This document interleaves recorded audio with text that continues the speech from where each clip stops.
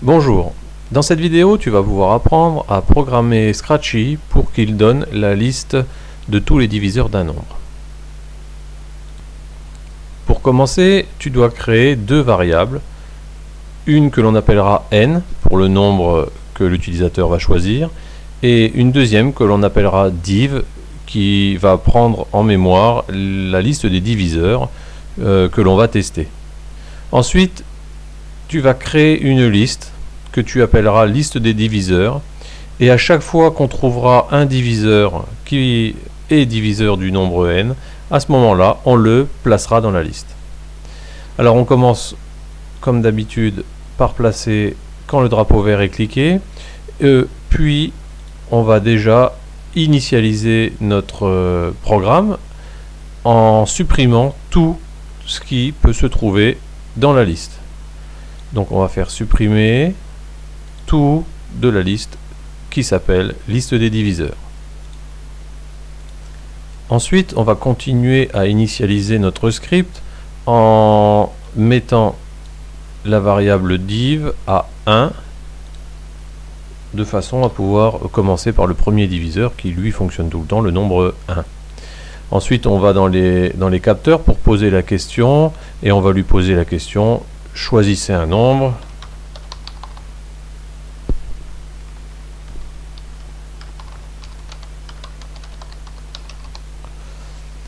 Et on prend la réponse que l'on mettra dans la variable n. Donc on prend mettre la variable n à la réponse. Comme ça, la réponse est enregistrée dans la variable n. Une fois que ça c'est fait, on va pouvoir tester tous les diviseurs de 1 jusqu'à n. Alors pour faire ce test, on va prendre la fonction si alors. Grâce à cette fonction là, on va pouvoir tester si un nombre est diviseur d'un autre nombre, et s'il est diviseur, on l'ajoutera dans la liste des diviseurs. S'il n'est pas diviseur, eh bien on passera à l'étape suivante, c'est-à-dire qu'on ajoutera 1 au nombre qui a été utilisé au départ pour tester le diviseur.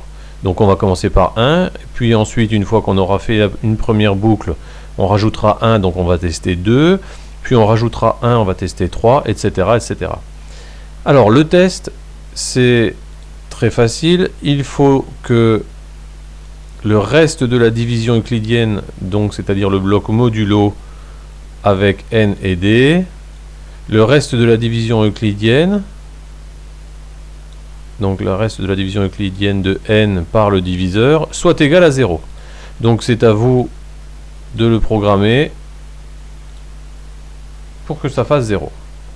Une fois que vous avez programmé tout ça, si c'est égal à 0, alors qu'est-ce que l'on doit faire? On doit ajouter simplement, donc c'est à vous de le mettre dans la boucle de test ici, on doit ajouter, ajouter le diviseur à la liste des diviseurs. Donc le diviseur qui aurait été trouvé, hop, on va pouvoir l'ajouter à la liste des diviseurs, et puis ensuite on va ajouter au nombre diviseur, on va ajouter 1 pour passer au diviseur suivant.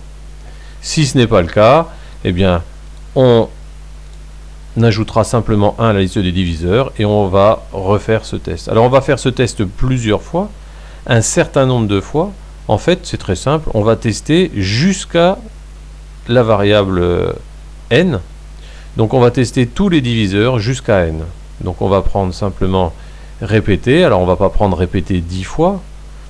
On va prendre répéter jusqu'à. Et on va mettre notre limite. Alors répéter jusqu'à quoi?